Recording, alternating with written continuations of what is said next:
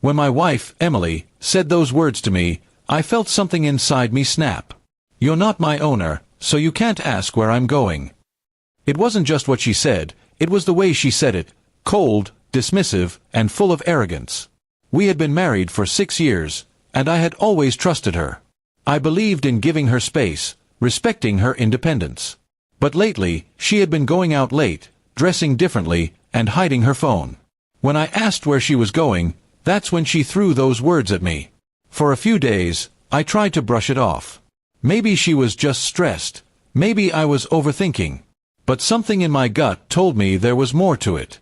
She started spending hours on her phone, leaving it face down on the table. Her work hours suddenly stretched until midnight, even though she used to be home by 7. When I asked about it again, she just laughed and said, "You're getting paranoid, Mark. Don't start acting like a jealous husband." That night, I couldn't sleep. Every little thing started making sense. The sudden perfume that wasn't hers, the text she hid when I walked into the room, the quick shower when she got home late. I decided to stop asking questions and start looking for answers. The next day, I called a private investigator. I gave him her schedule and told him to follow her discreetly. 3 days later, the investigator called me. His voice was calm but serious. "You might want to sit down for this, Mr. Hale," he said. He sent me photos, my wife having dinner with a man I didn't recognize, holding his hand across the table. Then another photo, both of them walking into a hotel together. My hands shook as I scrolled through them. The proof was right there. The woman who said I had no right to ask where she was going was sneaking off to cheat. I didn't confront her right away. Instead, I decided to play along.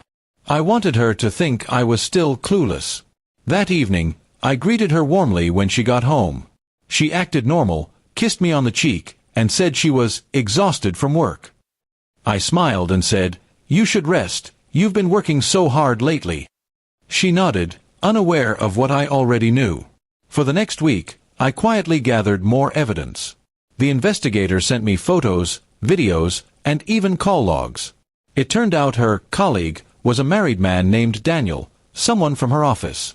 They had been seeing each other for almost 3 months. I could have confronted her then, but I wanted to make sure her lies had nowhere to hide. When I had enough proof, I decided it was time to act. I invited her parents, her sister, and a few close friends for dinner. I told them it was a surprise for Emily's recent promotion. She loved attention, so she agreed happily. She even dressed up, smiling proudly as she walked into the dining room, completely unaware of what was coming.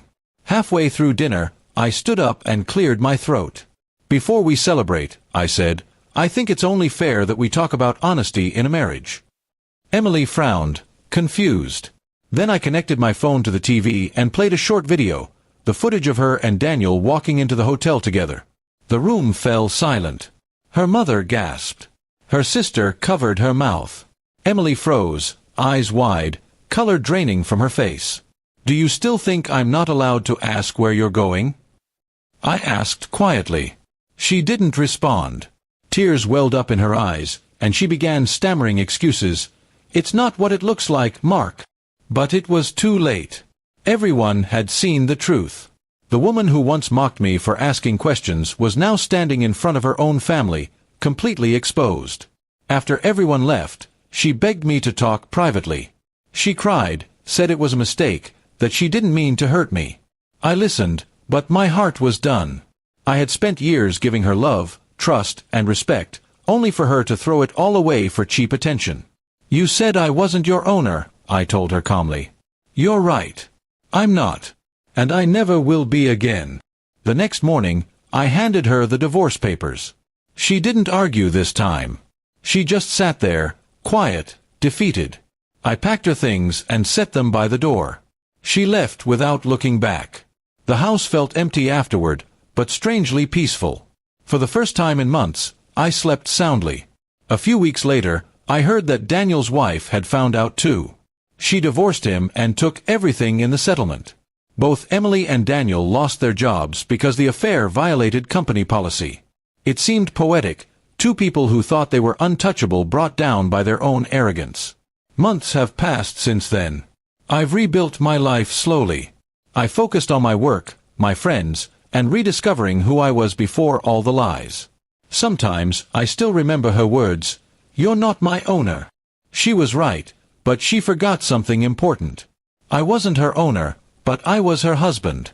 And trust is the one thing you can't betray and expect to keep someone's love. In the end, her freedom cost her everything. My silence was my revenge, and the truth destroyed her better than anger ever could.